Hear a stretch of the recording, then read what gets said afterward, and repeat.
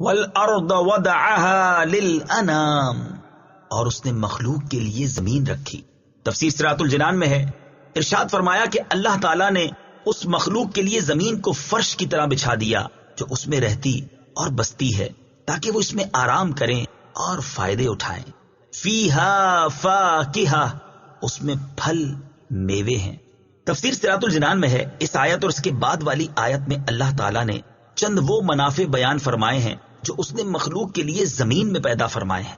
ان آیات کا خلاصہ یہ ہے کہ زمین میں بے شمار اقسام کے پھل، میوے اور غلاف والی کھجوریں ہیں جن میں بہت برکت ہے، اور بھوسے والا اناج جیسے گندم اور جو وغیرہ پیدا فرمایا ہے۔